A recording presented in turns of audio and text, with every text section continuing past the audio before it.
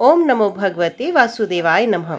आपके अपने YouTube channel जय मां कंजक में आपका बहुत बहुत स्वागत है। भगवान लक्ष्मी नारायण की कृपा आप और आपके परिवार पर सदा सर्वदा बनी रहे। श्रीमद् भागवत पुराण की कथाओं को आगे बढ़ाते हुए आज की कथा का आरंभ हम हिरण्याक्ष वध अध्याय से करेंगे। उम्मीद करती हूँ कथा का पूरा फल लेने के लिए कथा को शुरू से लेकर अंत तक आप जरूर श्रवण करेंगे। ओम नमो भगवते वासुदेवाय नमः। मित्र जी कहते हैं, विदुर जी, ब्रह्मा जी के कपट रहित अमृतमय वचन सुनकर भगवान ने उनके भोलेपन पर मुस्कुराकर अपने प्रेम पूर्ण कटाक्ष के द्वारा उनकी प्रार्थना स्वीकार की। फिर उन्होंने झपट कर अपने सामने निर्भय विचरते हुए शत्रु की ठुड्डी पर गदा मारी, किंतु हिरण्याक्ष की गदा से टकराकर वे गदा भगवान के हाथ से छूट गई और चक्कर काटती हुई जमीन पर गिरकर सुशोभित हुई। किंतु ये बड़ी अद्भुत सी घटना हुई। उस समय शत्रु पर वार करने का अच्छा अवसर पाकर भी हिरण्याक्ष ने उन्हें निशस्त्र कर देखकर युद्ध धर्म का पालन करते हुए उन पर आक्रमण नहीं किया। उसने भगवान का क्रोध बढ़ाने के लिए ऐसा किया था। गदा गिर जाने और लोगों का हाहाकार बंद हो जाने पर प्रभु ने उसकी धर्म बुद्धि की प्रशंसा की और अपने सुदर्शन चक्र का स्मरण किया। चक्र तुरंत ही उपस्थित होकर भगवान के हाथ में घूमने लगा, किंतु वे अपने प्रमुख पार्षद दैत्यधम हिरण्याक्ष के साथ विशेष रूप से क्रीड़ा करने लगे। उस समय उनके प्रभाव को ना जानने वाले देवताओं के ये विचित्र वचन सुनाई देने लगे। प्रभु आपकी जय हो, इसे और ना खेलिए, शीघ्र ही मार डालिए। जब हिरण्याक्ष ने देखा कि कमल दल लोचन श्री हरि उसके सामने चक्र लिए खड़े हैं, तब उसकी सारी इंद्रियां क्रोध से तिलमिला उठी और वे लंबी सांसें लेता हुआ अपने दांतों से होंठ चबाने लगा। उस समय वे तीखी दाढ़ों वाला दैत्य अपने नेत्रों से इस प्रकार उनकी ओर घूरने लगा, मानो वे भगवान को भस्म कर देगा। उसने उछलकर, ले अब तू भी नहीं बच सकता, इस प्रकार ललकारते हुए श्री हरि पर गदा से प्रहार किया। साधु स्वभाव विदुर जी, यज्ञ मूर्ति श्री वाराह भगवान ने शत्रु के देखते ही देखते लीला से ही अपने बाएं पैर से उसकी वे वायु के समान वेग वाली गदा पृथ्वी पर गिरा दी और उससे कहा, अरे दैत्य, तू मुझे जीतना चाहता है, इसलिए अपना शस्त्र उठा ले और एक बार फिर वार कर। भगवान के इस प्रकार कहने पर उसने फिर गदा चलाई और बड़ी भीषण गर्जना करने लगा। गदा को अपनी ओर आते देखकर भगवान ने जहाँ खड़े थे वहीं से उसे आते ही अनायास इस प्रकार पकड़ लिया जैसे गरुड़ सांपनी को पकड़ लेता है। अपने उद्यम को इस प्रकार व्यर्थ हुआ देख उस महादैत्य का घमंड ठंडा पड़ गया और उसका तेज नष्ट हो गया। अब की बार भगवान के देने पर उसने उस गदा को लेना ना चाहा, किंतु जिस प्रकार कोई ब्राह्मण के ऊपर निष्फल अभिचार करे मूठ आदि चलाए, वैसे ही उसने श्री यज्ञ पुरुष पर प्रहार करने के लिए एक प्रज्वलित अग्नि के समान लपलपाता हुआ त्रिशूल लिया। महाबली हिरण्याक्ष का अत्यंत वेग से छोड़ा हुआ वे तेजस्वी त्रिशूल आकाश में बड़ी तेजी से चमकने लगा। तब भगवान ने उसे अपनी तीखी धार वाले चक्र से इस प्रकार काटा जैसे इंद्र ने गरुड़ जी के छोड़े हुए तेजस्वी पंख को काट डाला था। भगवान के चक्र से अपने त्रिशूल के बहुत से टुकड़े हुए देखकर उसे बड़ा क्रोध आया। उसने पास आकर उनके विशाल वक्ष स्थल पर, जिस पर श्री वत्स का चिन्ह सुशोभित है, कसकर घूसा मारा और फिर बड़े जोर से गरज कर अंतर्ध्यान हो गया। विदुर जी, जैसे हाथी पर पुष्पमाला की चोट का कोई असर नहीं होता, उसी प्रकार उसके इस प्रकार घूसा मारने से भगवान आदि वराह तनिक भी टस से मस नहीं हुए। तब वे महामायावी दैत्य मायापति श्री हरि पर अनेक प्रकार की मायाओं का प्रयोग करने लगा, जिन्हें देखकर सभी प्रजा डर गई और समझने लगी कि अब संसार का प्रलय होने वाला है। बड़ी प्रचंड आंधी चलने लगी, जिसके कारण धूल से सब ओर अंधकार छा गया। सब ओर से पत्थरों की वर्षा होने लगी, जो ऐसे जान पड़ते थे मानो किसी यंत्र गुलेल से फेंके जा रहे हों। बिजली की चमचमाहट और कड़क के साथ बादलों के घिर आने से आकाश में सूर्य, चंद्रमा आदि ग्रह छिप गए तथा उनसे निरंतर पीप केश, रुधिर, विष्ठा, मूत्र और हड्डियों की वर्षा होने लगी। विदुर जी ऐसे ऐसे पहाड़ दिखाई देने लगे जो तरह तरह के अस्त्र शस्त्र बरसा रहे थे। हाथ में त्रिशूल लिए, बाल खोले नंगी राक्षसियां दिखने लगी। बहुत से पैदल, घुड़सवार, रथी और हाथियों पर चढ़े सैनिकों के साथ आतताई यक्ष राक्षसों का मारो मारो, काटो काटो ऐसा अत्यंत क्रूर और हिंसामय कोलाहल सुनाई देने लगा। इस प्रकार प्रकट हुए उस आसुरी माया जाल का नाश करने के लिए यज्ञ मूर्ति भगवान वराह ने अपना प्रिय सुदर्शन चक्र छोड़ा। उस समय अपने पति का कथन स्मरण हो आने से दीति का हृदय सहसा कांप उठा और उसके स्तनों से रक्त बहने लगा। अपना माया जाल नष्ट हो जाने पर वे दैत्य फिर भगवान के पास आया। उसने उन्हें क्रोध से दबाकर चूर चूर करने की इच्छा से भुजाओं में भर लिया, किंतु देखा कि वे तो बाहर ही खड़े हैं। अब वे भगवान को वज्र के समान कठोर मुक्कों से मारने लगा। तब इंद्र ने जैसे वृत्तासुर पर प्रहार किया था, उसी प्रकार भगवान ने उसकी कंठपट्टी पर एक तमाचा मारा। विश्व विजयी भगवान ने यद्यपि बड़ी उपेक्षा से तमाचा मारा था, तो भी उसकी चोट से हिरण्याक्ष का शरीर घूमने लगा। उसके नेत्र बाहर निकल आए तथा हाथ, पैर और बाल छिन्न भिन्न हो गए। वे निष्प्राण होकर आंधी से उखड़े हुए विशाल वृक्ष के समान पृथ्वी पर गिर पड़ा। हिरण्याक्ष का तेज अब भी मलिन नहीं हुआ था। उस कराल दाढ़ों वाले दैत्य को दांतों से होठ चबाते हुए पृथ्वी पर देख वहां युद्ध देखने के लिए आए हुए ब्रह्मादि देवता उसकी प्रशंसा करने लगे कि अहो, ऐसी अलभ्य मृत्यु किसको मिल सकती है।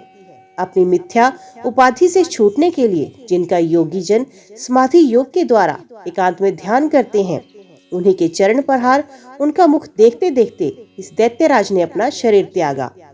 ये हिरण्याक्ष और हिरण्यकशिपु भगवान के ही पार्षद हैं। इन्हें शापवश ये अधोगति प्राप्त हुई। अब कुछ जन्मों में ये फिर अपने स्थान पर पहुंच जाएंगे। देवता लोग कहने लगे, प्रभु आपको बारंबार नमस्कार है। आप संपूर्ण यज्ञों का विस्तार करने वाले हैं तथा संसार की स्थिति के लिए शुद्ध सत्व में मंगल विग्रह प्रकट करते हैं। बड़े आनंद की बात है कि संसार को कष्ट देने वाला ये दुष्ट दैत्य मारा गया। अब आपके चरणों की भक्ति के प्रभाव से हमें भी सुख शांति मिल गई। मैत्री जी कहते हैं, विदुर जी इस प्रकार महाप्रकर्मी हिरण्याक्ष का वध करके भगवान आदि वराह अपने अखंड आनंद में धाम को पधार गए। उस समय ब्रह्मादि देवता उनकी स्तुति कर रहे थे। भगवान अवतार लेकर जैसी लीलाएं करते हैं और जिस प्रकार उन्होंने भीषण संग्राम में खिलौनों की भांति महाप्रकर्मी हिरण्याक्ष का वध किया। मित्र विदुर जी, वे सब चरित्र जैसा मैंने गुरुमुख से सुना था, तुम्हें सुना दिया। सूत जी कहते हैं, शौनक जी, मैत्री जी के मुख से भगवान की कथा सुनकर परम भागवत विदुर जी को बड़ा आनंद हुआ। जब अन्य पवित्र कीर्ति और परम यशस्वी महापुरुषों का चरित्र सुनने से ही बड़ा आनंद होता है, तब श्री वत्सधारी भगवान की ललित ललाम लीलाओं की तो बात ही क्या। जिस समय ग्राहक के पकड़े पर गजराज प्रभु के चरणों का ध्यान करने लगे और उनकी हथनियां दुख से चिंघाड़ने लगी, उस समय जिन्होंने उन्हें तत्काल दुख से छुड़ाया और जो सब ओर से निराश होकर अपनी शरण में आए हुए सरल हृदय भक्तों से सहज में ही प्रसन्न हो जाते हैं, किंतु दुष्ट पुरुषों के लिए अत्यंत दुराराध्य हैं। उन पर जल्दी प्रसन्न नहीं होते। उन प्रभु के उपकारों को जानने वाला कौन ऐसा पुरुष है जो उनका सेवन न करेगा। शौनकादि ऋषियों पृथ्वी का उद्धार करने के लिए वराह रूप धारण करने वाले श्री हरि की इस हिरण्याक्षवध नामक परम अद्भुत लीला को जो पुरुष सुनता, गाता अथवा अनुमोदन करता है, वे ब्रह्म हत्या जैसे घोर पाप से भी सहज में ही छूट जाता है। ये चरित्र अत्यंत पुण्यप्रद, परम पवित्र, धन और यश की प्राप्ति कराने वाला तथा आयुवर्धक और कामनाओं की पूर्ति करने वाला तथा युद्ध में प्राण और इंद्रियों की शक्ति बढ़ाने वाला है। जो लोग इसे सुनते हैं, उन्हें अंत में श्री भगवान का आश्रय प्राप्त होता है। शौनक जी कहते हैं, सूत जी, पृथ्वी रूप आधार पाकर स्वयंभू मनु ने आगे होने वाली संतति को उत्पन्न करने के लिए किन किन उपायों का अवलंबन किया। विदुर जी बड़े ही भगवत भक्त और भगवान श्री कृष्ण के अनन्य सुहृद थे। इसलिए उन्होंने अपने बड़े भाई धृतराष्ट्र को उनके पुत्र दुर्योधन के सहत भगवान श्री कृष्ण का अनादर करने के कारण अपराधी समझकर त्याग दिया। वे महर्षि द्वैपायन के पुत्र थे और महिमा में उनसे किसी प्रकार कम नहीं थे तथा सब प्रकार भगवान श्री कृष्ण के आश्रित और कृष्ण भक्तों के अनुगामी थे।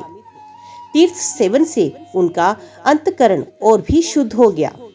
उन्हें हरिद्वार में बैठे हुए तत्वज्ञानियों में श्रेष्ठ मैत्री जी के पास जाकर और क्या पूछा। सूत जी उन दोनों में वार्तालाप होने पर श्री हरि के चरणों से संबंध रखने वाली बड़ी पवित्र कथाएं हुई, जो उन्हीं चरणों से निकले हुए गंगा जल के समान संपूर्ण पापों का नाश करने वाली होंगी। सूत जी आपका मंगल हो। आप हमें भगवान की वे पवित्र कथाएं सुनाएं। प्रभु के उदार चरित्र तो कीर्तन करने योग्य हैं। भला ऐसा कौन रसिक होगा जो हरि के लीलामृत का पालन करते करते तृप्त हो जाए।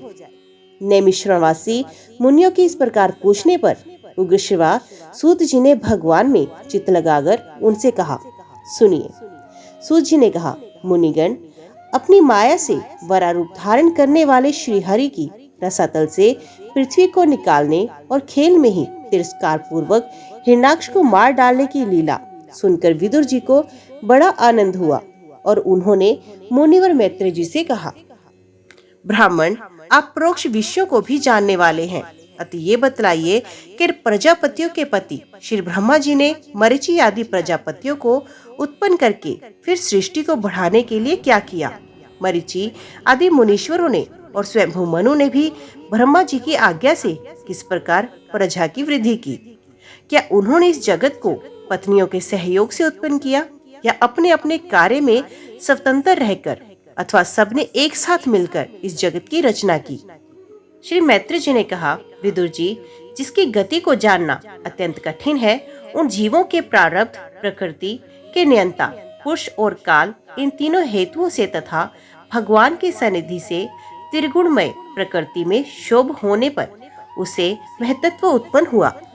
दैव की प्रेरणा से रज प्रधान महतत्व से विकारी राजस और तामस 3 प्रकार का अहंकार उत्पन्न हुआ। उसने आकाश आदि 5 तत्वों के अनेक वर्ग प्रकट किए। वे सब अलग अलग रहकर भूतों के कार्य रूप ब्रह्मांड की रचना नहीं कर सकते थे। इसलिए उन्होंने भगवान की शक्ति से परस्पर संगठित होकर एक स्वर्णवर अंड की रचना की। ये अंड चेतना शून्य अवस्था में 1000 वर्षों से भी अधिक समय तक कार्णावधि के जल में पड़ा रहा। फिर उसमें श्री भगवान ने प्रवेश किया। उसमें अधिष्ठित होने पर उनकी नाभि से सहस्र सूर्यों के समान अत्यंत देदीप्यमान एक कमल प्रकट हुआ, जो संपूर्ण जीव समुदाय का आश्रय था। उसी से ब्रह्मा जी का आविर्भाव हुआ। जब ब्रह्मांड के गर्भाशय गर्भरूप जल में शयन करने वाले श्री नारायण देव ने ब्रह्मा जी के अंतकरण में प्रवेश किया, तब वे पूर्व कल्पों में अपने ही द्वारा निश्चित की हुई नाम रूपमय व्यवस्था के अनुसार लोकों की रचना करने लगे। सबसे पहले उन्होंने अपनी छाया से तामिश्र, अंधतामिश्र, तम, मोह और महामोह यो 5 प्रकार की अविद्या उत्पन्न की। ब्रह्मा जी को अपना वह तमोमय शरीर अच्छा नहीं लगा, अतः उन्होंने उसे त्याग दिया। तब जिससे भूख प्यास की उत्पत्ति होती है, ऐसे रात्रि रूप उस शरीर को उसी से उत्पन्न हुए यक्ष और राक्षसों ने ग्रहण किया। उस समय भूख प्यास से अभिभूत होकर वे ब्रह्मा जी को खाने को दौड़ पड़े और कहने लगे, इसे खा जाओ, इसकी रक्षा मत करो, क्योंकि वे भूख प्यास से व्याकुल हो रहे थे। ब्रह्मा जी ने घबराकर उनसे कहा, अरे यक्ष राक्षसों, तुम मेरी संतान हो, इसलिए मुझे भक्षण मत करो, मेरी रक्षा करो। फिर ब्रह्मा जी ने सात्विक प्रभा से देदीप्यमान होकर मुख्य देवताओं की रचना की। उन्होंने क्रीड़ा करते हुए ब्रह्मा जी के त्यागने पर उनका वह दिन रूप प्रकाशमय शरीर ग्रहण किया। इसके पश्चात ब्रह्मा जी ने अपने जगन देश से कामासक्त असुरों को उत्पन्न किया। वे अत्यंत कामलोलुप होने के कारण उत्पन्न होते ही मैथुन के लिए ब्रह्मा जी की ओर चले गए। ये देखकर पहले तो वे हंसे, किंतु फिर उन्हें निर्लज असुरों को अपने पीछे लगा देख भयभीत और क्रोधित होकर बड़े जोर से भागे। तब उन्होंने भक्तों पर कृपा करने के लिए उनकी भावना के अनुसार दर्शन देने वाले शरणागत वत्सल वरदायक श्री हरि के पास जाकर कहा, परमात्मन मेरी रक्षा करे। मैंने तो आपकी ही आज्ञा से प्रजा उत्पन्न की, किंतु ये तो पाप में प्रवृत्त होकर मुझे ही तंग करने चली आई। नाथ, एकमात्र आप ही दुखी जीवों का दुख दूर करने वाले हैं, और जो आपकी शरण में नहीं आते उन्हें दुख देने वाले भी एकमात्र आप ही हैं। प्रभु तो प्रत्यक्षवत सबके हृदय के जानने वाले हैं। उन्होंने ब्रह्मा जी की आतुरता देखकर कहा, भगवान बोले, तुम अपने इस कामक्लेशी शरीर को त्याग दो। भगवान के यूं कहते ही उन्होंने ये शरीर भी छोड़ दिया। उसके चरण कमलों के पायजेब झंकृत हो रहे थे, उसकी आंखें मतवाली हो रही थी और कमर करधनी की लड़ों से शोभित सजीली साड़ी से ढकी हुई थी। उसके उभरे हुए स्तन इस प्रकार एक दूसरे से सटे हुए थे कि उनके बीच में कोई अंतर ही नहीं रह गया था। उसकी नासिका और दंतवाली बड़ी ही सुघड़ थी तथा वे मधुर मधुर मुस्कुराती हुई असुरों की ओर हाव भावपूर्ण दृष्टि से देख रही थी। वे नीली नीली अलकावली से सुशोभित सुकुमारी मानो लज्जा के मारे अपने अंचल में ही सिमटी जा रही हो। विदुर जी उस सुंदरी को देखकर सबके सब असुर मोहित हो गए। अहो, इसका कैसा विचित्र रूप, कैसा अलौकिक धैर्य और कैसी नई अवस्था है। देखो, हम काम पीड़ितों के बीच में ये कैसी बेपरवाह से विचर रही है।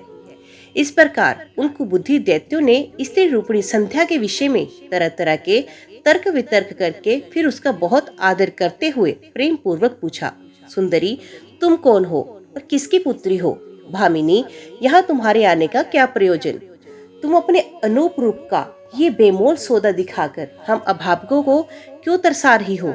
अबले तुम कोई भी क्यों ना हो, हमें तुम्हारा दर्शन हुआ ये बड़े सौभाग्य की बात है।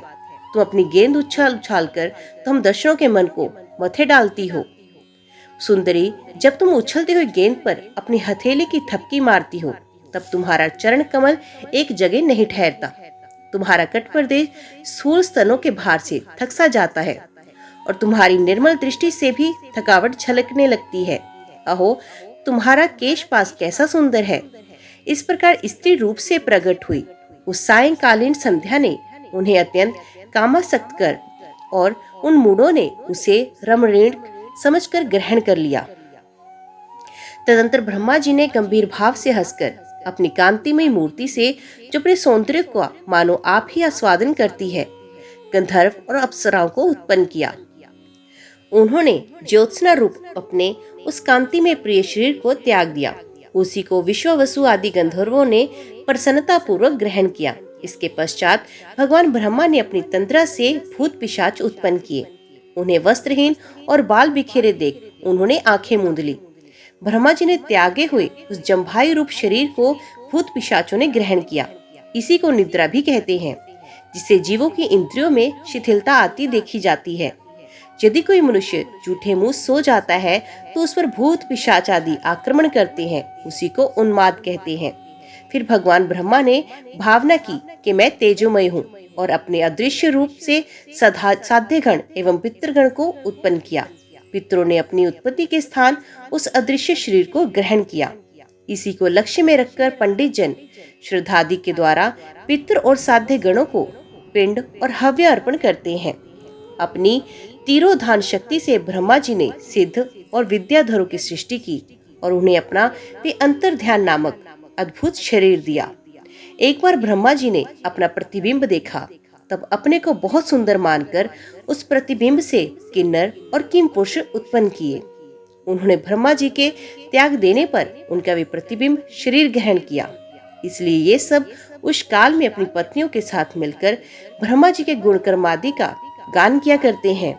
एक बार ब्रह्मा जी सृष्टि की विधि ना होने के कारण बहुत चिंतित होकर हाथ पैर आदि अवयव को फैलाकर लेट गए और फिर क्रोधवश उस भोगमय शरीर को त्याग दिया।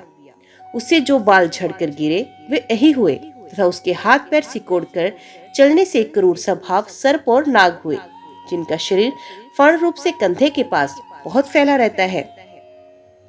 एक बार ब्रह्मा जी ने अपने को कृत्य सा अनुभव किया। उस समय अंत में उन्होंने अपने मन से मनुओं की सृष्टि की। ये सब प्रजा की वृद्धि करने वाले हैं। मनस्वी ब्रह्मा जी ने उनके लिए अपना पुरुषाकार शरीर त्याग दिया। मनुओं को देखकर उनसे पहले उत्पन्न हुए देवता गंधर्व आदि ब्रह्मा जी की स्तुति करने लगे और वे बोले, विश्वकर्ता ब्रह्मा जी, आपकी ये सृष्टि बड़ी ही सुंदर है। इसमें अग्निहोत्र आदि सभी कर्म प्रतिष्ठित हैं। इसकी सहायता से हम भी अपना अन्न ग्रहण कर सकेंगे। फिर आदि ऋषि ब्रह्मा जी ने इंद्र संयम पूर्वक तप, विद्या, योग, समाधि से संपन्न हो अपनी प्रिय संतान ऋषिगण की रचना की और उनमें से प्रत्येक को अपनी समाधि, योग, ऐश्वर्य, तप, विद्या और विराग में शरीर का अंश दिया। ओम नमो भगवते वासुदेवाय नमः। आज की वीडियो में इतना ही। उम्मीद करती हूँ वीडियो आपको पसंद आई होगी। वीडियो पसंद आई हो तो वीडियो को लाइक और चैनल को सब्सक्राइब जरूर कीजिएगा। जय श्री लक्ष्मी नारायण लिखकर कमेंट बॉक्स में अपनी हाजिरी और सुझाव देना ना भूलिएगा। तो मिलते हैं अगले अध्याय के साथ। तब तक के लिए देखते व सुनते रहिए। जय मां कंजक, जय माता दी।